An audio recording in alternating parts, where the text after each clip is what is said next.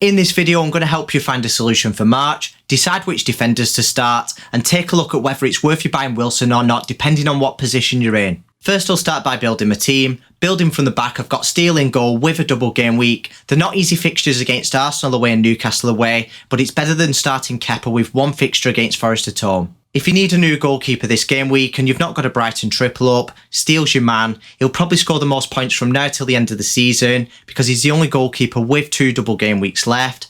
So he's more than likely going to provide the most value of all the goalkeepers and score the most points per million. He'll also save you about £1 million depending on which goalkeeper you were going to get. If you've already got a Brighton triple up and you've got Kepa as one of your goalkeepers, I don't think it's worth making the transfer, but if you are going to do that, I would get Pope in because he doubles this game week, then you'd have Kepa for the double next game week, so you'd still get 2 doubles. And finally, if you've got a Brighton triple up and you've not got Kepa, I would go for De Gea over Ederson. He's not only 0.4 mil cheaper, he's got higher expected minutes, and he's more trustworthy for saves than Ederson as well. Moving on to the defence, I've got a Newcastle defensive double up of Botman and Trippier. They've got a double game week against Leeds away and Brighton at home. I've currently got Trent starting against Leicester away, but that might change and I'll discuss that in a second. Then on the bench, I've got Shaw against Wolves at home and Chilwell against Forest at home. Liverpool's clean sheet odds are only 31%, that's whilst United's and Chelsea's are both 44%. I don't mind starting Trent over Shaw because I think his attacking threat does compensate for the difference. I say that because Trent's been technically playing as an out-of-position defender in midfield,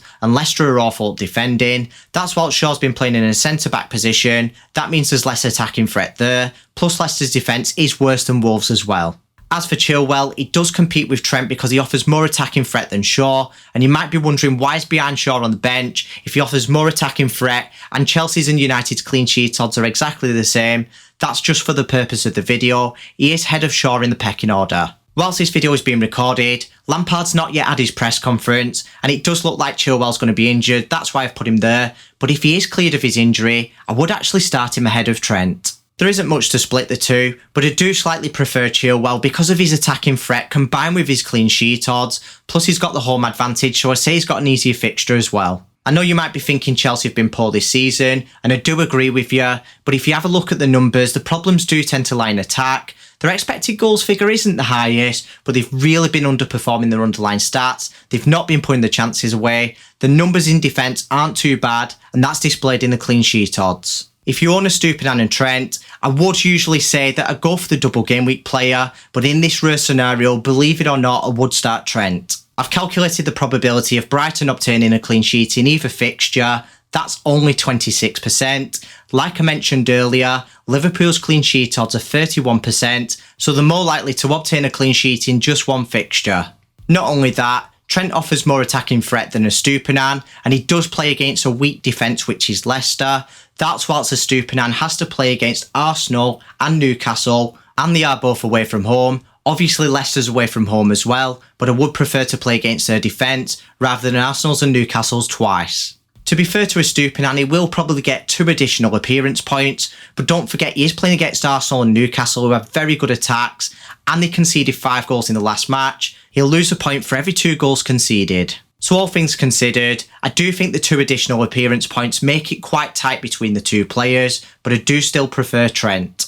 If you need to bring in a defender this game week, the Newcastle defenders are the best to own. I'm assuming you already own Trippier, so if you can stretch the cash to get Shaw for 5.1 mil, he's your second best option. But if you need the cash and you're 0.6 mil short, you can either get Botman or Burn. Either of them are fine, but I do prefer Botman because he is the most nailed defender. Another option if you've got 6 mil is to bring in Diaz from City. He is the most nailed City defender, but of course he plays under Pep, so he's not nailed. If you think it's worth the risk for his minutes, he's got Everton away this game week, which is a really good fixture. Then he's got a double game week next game week, then Brentford at home in the last game week, and he does play for the best defence in the league, despite them conceding more goals than expected recently. The main appeal is the 2 fixtures in double game week 37, so I would wait until then if I was going to transfer in a City defender. We'll get 2 fixtures from now until then, we'll get a good indication of who's going to start, and Diaz might not even start this game week anyway, he's only got 60 expected minutes. Moving on to midfield, I do have March in there unfortunately. This is being recorded before De Zerbi's press conference, so the final nail hasn't been put in the coffin yet. There hasn't been a confirmation, there's a tiny little chance that he might be alright, but I don't think he will be, so we'll discuss transfer options soon. I have got his teammate McAllister who faces Arsenal and Newcastle away. Like we discussed earlier, they are difficult fixtures, but I don't mind starting the attackers. They can't lose points for conceding, and they carry much higher attacking threat even than the attacking defenders like Estupiñán. In fact, I believe the Brighton midfielders like McAllister and Mitoma do compete for the captain's armband this game week. That's alongside the two Newcastle forwards, Isak and Wilson, who do have easier fixtures, but they've got much lower expected minutes. I have published a best captain video analysing all the relevant data and weighing up the best option. I'll remind you about that when the video finishes. Next up in midfield is Salah against Leicester away. He's one of the best midfielders to own this game week. In fact, if it was a single game week, I would probably captain Salah over Haaland. If they both played 90 minutes, I don't think there's much between them in these fixtures, but Salah's got higher expected minutes. Lastly in midfield is the United midfield duo. It's Rashford and Bruno against Wolves at home. They've got a decent fixture this game week, then a double in game week 37, and another easy fixture in game week 38 against Fulham at home. FPL Review expect these two players to be the highest scoring midfielders from now until the end of the season, especially Rashford. To be fair, if you skip a game week, they're still projected to be the highest scoring midfielders from game week 37 to game week 38, so if you want to buy them next game week, that's fine. If you need to bring in a midfielder this or next game week, it would be Rashford.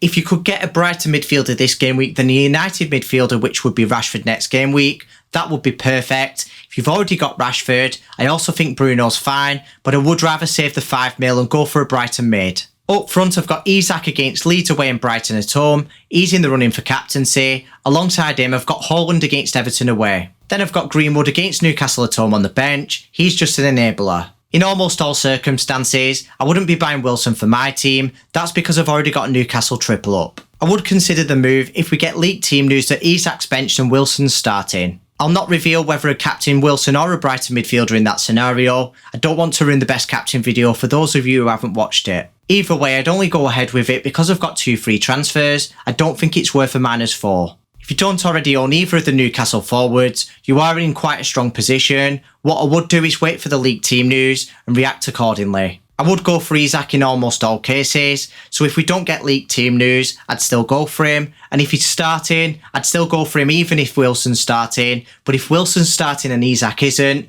that's when I go for Wilson. I've created a list of all the reliable FPL Twitter accounts that leak team news. They're all in one place, there's no fake news there. Make sure you're following it on Twitter.